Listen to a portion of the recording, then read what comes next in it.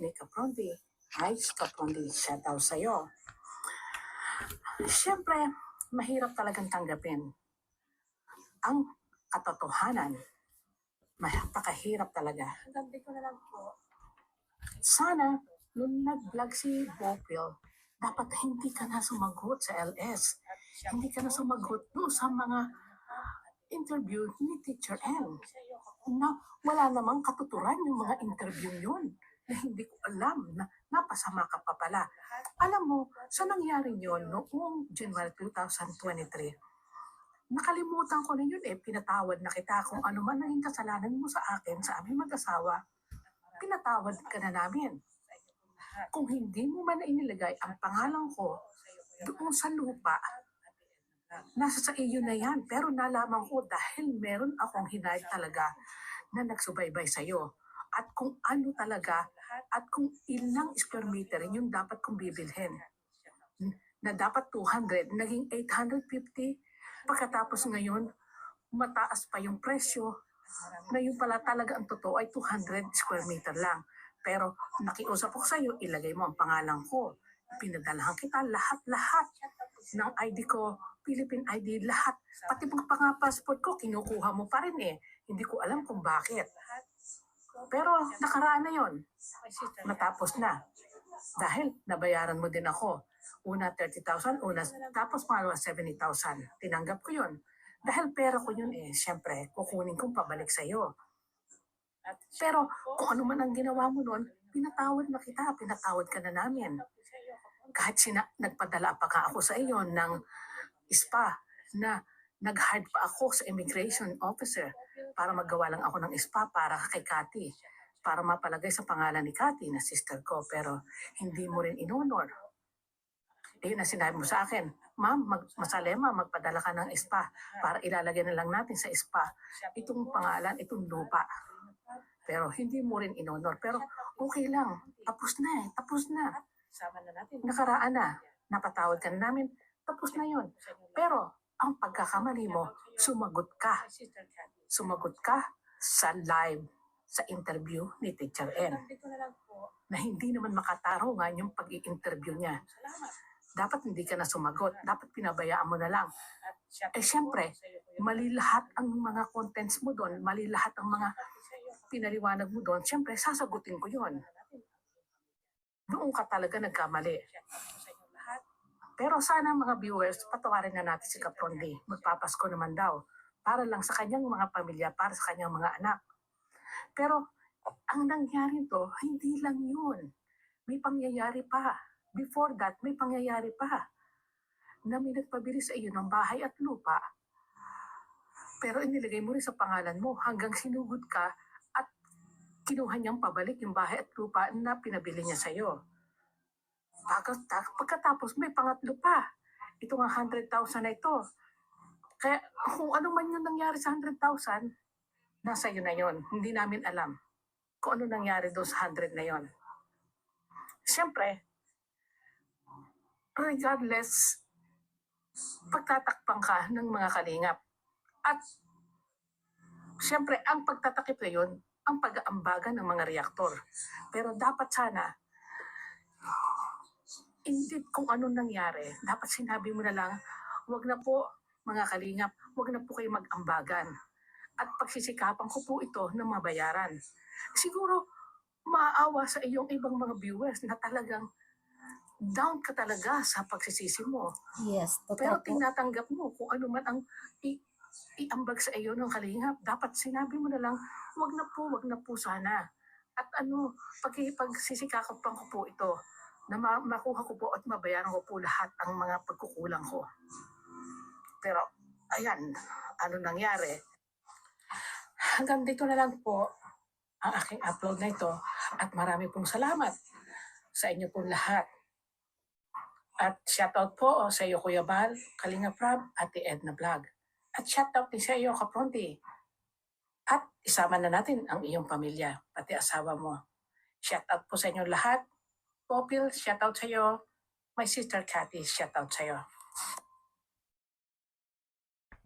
Ayan nga po mga kapatid. Siguro naman po napanood na natin yung Ngayon ko lang po 'to talaga araw ng Lunes at, petsa 2 na nga po ngayon at, ito po ay napanood ko lahat, pinanood ko, sinubaybayan ko dahil hindi ko po 'to lahat talaga napanood.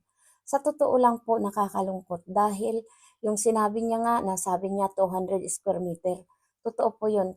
Ako po rin po, hindi ayaw ko na pong magbanggit ng iba pa na kasamahan ko dito, ayaw ko na po silang madamay pa dahil ayaw kong magbanggit na kung ano pa na pangalan, ganyan. Ang dito ay pinapahayag ko lang po yung napanood ko dito Salima Panatic. Totoo po yun na 200 square meter nga po ang binibili namin hanggang sa dumagdag ng dumagdag dahil iniisip ko na mas malaking lupa, mas maganda pong tayuan ng rest house, 'di ba? Marami tayong magagawa. Pero po nung time na yun na nag-decide na po ako na, kunin, ang sinabi niya sa akin na yung lupa daw talaga yun, hindi naman pero nung una po ang sinabi niya sa amin 1,000 square meter. Kisalima naman po ay 850 square meter, 'di ba? Ang daming kwento. Tapos nung nag-decide na po ako na, sige sabi ko kukunin ko na lahat 'yan at ikakas ko na lang sa pag-uwi ko. Ang sinabi na naman niya sa akin 700 square meter lang. 'Di ba ang dami pong alibay na mga kwento na parang iba-iba na po yung naririnig kong kwento kaya nakapag-decide po talaga ako na maghintay na lang na kung sakali man na pag-uwi ko na lang para sigurado po na totoo po yung bibilhin ko. Dahil yun din po ang paliwanag sa akin ng asawa ko, kung yan po ay gusto ko, 'pag umuwi na lang tayo, pumunta tayo doon at babayaran namin talagang cash. Magkano lang po yun dahil sa ngayon po talaga, sa kagaya nga ni sinabi dito ni Salima, narinig niyo naman na siya po ay nagpaimbestiga. Sa kanya na lang po ako naniniwala dahil siya po talaga ang original na bumili nitong lupa, usapin dito sa lupa. Kaya nakakalungkot po yung mga nalaman ko dahil ngayon ko lang po 'to napanood at hindi naman po talaga ako nakasubaybay dahil ang pinaniniwalaan ko lang talaga yung mga sinabi niya na yung tiwala ba ng isang tao sa kanya na hindi ko naman po at may narinig na nga po rin ako tungkol diyan sa nagpabili ng bahay at lupa pero hindi ko po 'yan talaga nasubaybayan talaga. Ngayon sa narinig ko parang, masasabi ko na lang na talagang biktima, tsaka nasanay na siya sa pangbibiktima po. Totoo lang po 'to, masakit man tanggapin, pero nandiyan na po 'yan, nangyari na.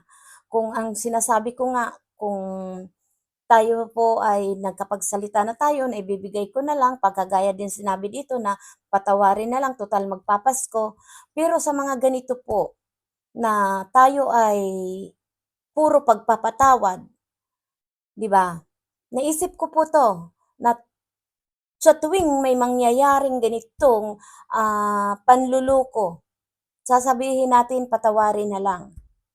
Paano natin ang isang tao na kagaya nito ni Kapronde patatawarin ng patatawarin kung ulit-ulitin naman na manloko sa ibang tao?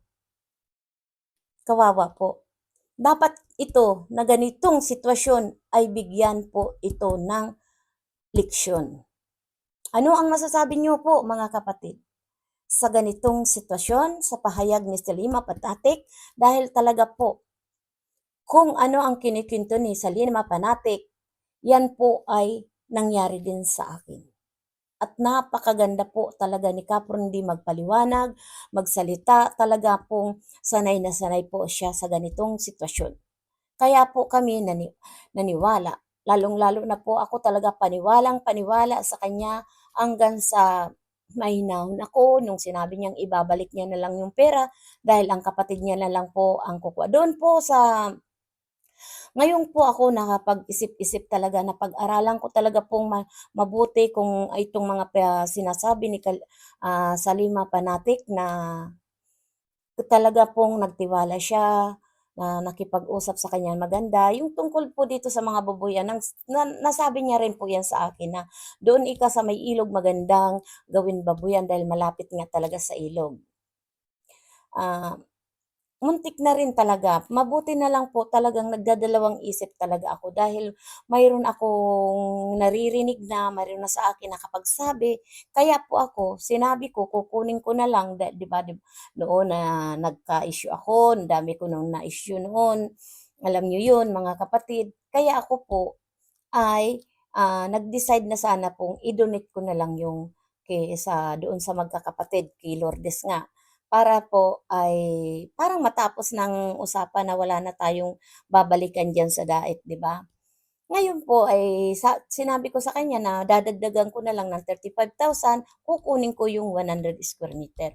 Ang sabi niya sa akin, 'di ba, naipaliwanag ko na rin at na, "Mga kapatid, pasensya na kayo kung pinag-uulit-ulit ko po ang kuwento na ito para, maintindihan po natin, ang pangyayari. Nangyari na nga po 'to, hindi na natin maibabalik. Kung ibabalik niya yung pera, salamat. At gaya po sa sinabi ko, ang ganitong sitwasyon po na puro panloloko, kailangan po natin 'to bigyan ng leksyon. Dahil sa tuwing po kukonsintihin ng kalingap, papatawarin ng kalingap, ay sa ganito pong sitwasyon na panloloko, sana po ito ay talaga pong hindi dapat ito konsintihin talaga ni sino man. Dahil hindi po ito magandang gawain at lalong po hindi ito magandang alimbawa sa ating mga kababayan na mga charity vlogger, 'di ba? Mahirap po na ang isang charity vlogger na manloloko po sa mga kababayan natin. Hindi maganda po 'to dahil, ah, paulit-ulit lang po 'tong mangyayari, 'di ba? Dapat tayo maging honest po tayo dahil po tayo ay mga charity, tumutulong sa ating mga kababayan, hindi po yung nanloloko, 'di ba? 'Yan lang mga kapatid ang tangi ko pong saloobin dito sa pahayag ni Salima Panatic. Panoorin po natin mga kapatid para, maliwanagan niyo po kung ano po talaga ang ginagawa ni Kapurnding panloloko dito kay Salima Panatic. Marami pong salamat sa inyo suporta mga kababayan at sana po pasensyahan niyo na ako kung lagi ko po itong naaalala at pinaririnig sa inyo dahil ito po ay awareness na huwag tayo basta-bastang magtitiwala sa tao, lalong-lalo na po kung hindi natin lubusan silang kilala. At pagdating sa pera, kailangan po maging sigurista tayo dahil talaga mahirap kitain ang pera. Yun lang po, maraming salamat. Suportahan na lang natin po si Kuya Bal Santos Matubang at Edna Vlogs at si Ruel of Malalag at Danjoy po at Jomcar Idsi. Suporta po natin. Shout out po si Silbupil at Banat Bagsik at Cel TVPH po at Malo de los Santos po, suportahan natin at marami pong salamat talaga sa mga viewers na patuloy nagsusuporta sa akin. Thank you so much. Bye-bye you. I love you.